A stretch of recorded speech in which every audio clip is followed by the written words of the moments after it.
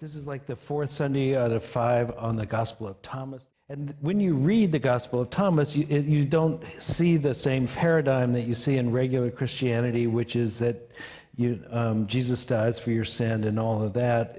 It's more like your job is to awaken to who you really are.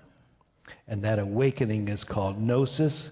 That's why it's called a gnostic gospel, because it's about gnosis. And we are awakening to who we really are through the practices and the ideas that are in this gospel. That's why this church, which is not really based on a sin salvation paradigm and is based on awakening, has chosen it as a text to read. Then Yeshua said, "Whoever seeks will find. Whoever knocks from the inside, it will open to them." In unity, it's saying, when it says God the good, it doesn't mean God the good like versus evil, but God the evolving.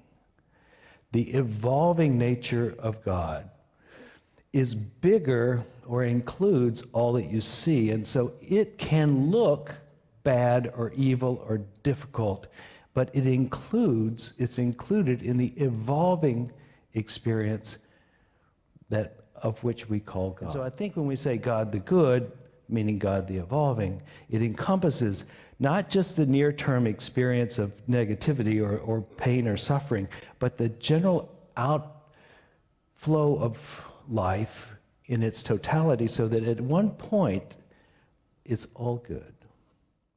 Yeshua said, "The sky will pass away, and the one above it will also pass away. And the dead have no life, and the living will have no death. On days when you ate what was dead, you made it alive. When you are in the light, what will you do? You were the one, and you created two. And now you are two. What will you do?" We're in the two part now. I like this last line. When you were one, you created two. Now that you're two, what will you do? So what we did, or what God did, or what all that did, is it decided that one was fun, but I'm going to try two.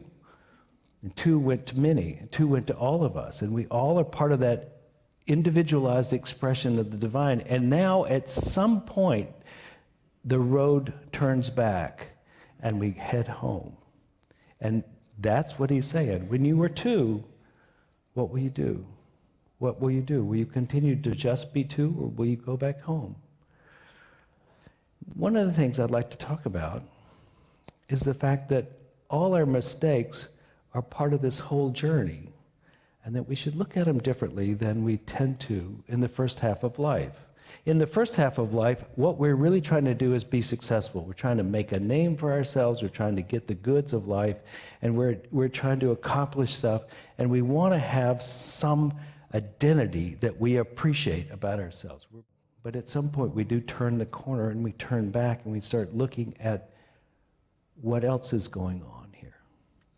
And the other thing that's what else is going on here often comes to us because we have messed up. We have sinned. We have failed. We have gotten sick. We have blown it somewhere. We're addicted. We are depressed. We are lonely. Something that we didn't want is happening. And this is often the turning point in which we reverse course and we begin to look deeper into life. And often we make behavioral changes that happen around this.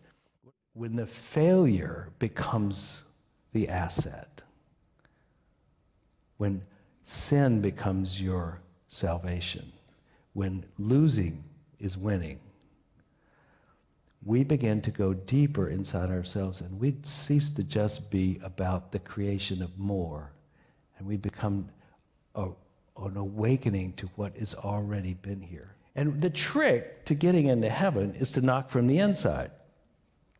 And of course, you're not going to be feeling good when you're knocking like this. When you've blown it, you don't feel good. It's not like you're going to be happy. It's not like everything, you're like on top of the world.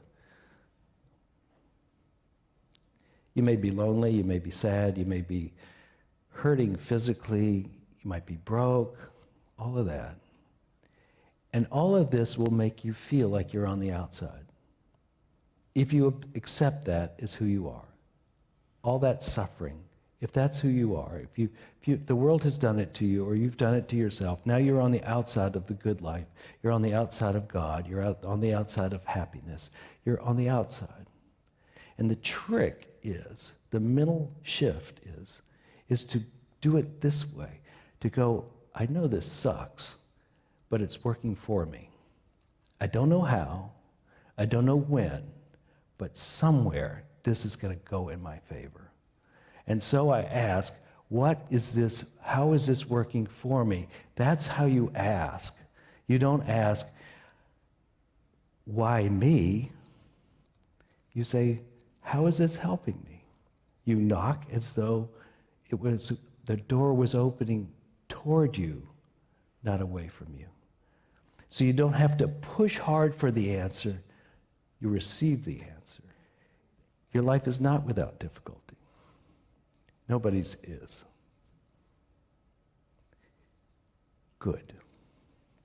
Fertilizer. When the fertilizer hits the fan, that's when you say, how is this going to work out? How is this working for me? I don't know. But that's where faith, that's where trust in the infinite needs to step forward. We come with faith, not because it's easy, but because it's necessary.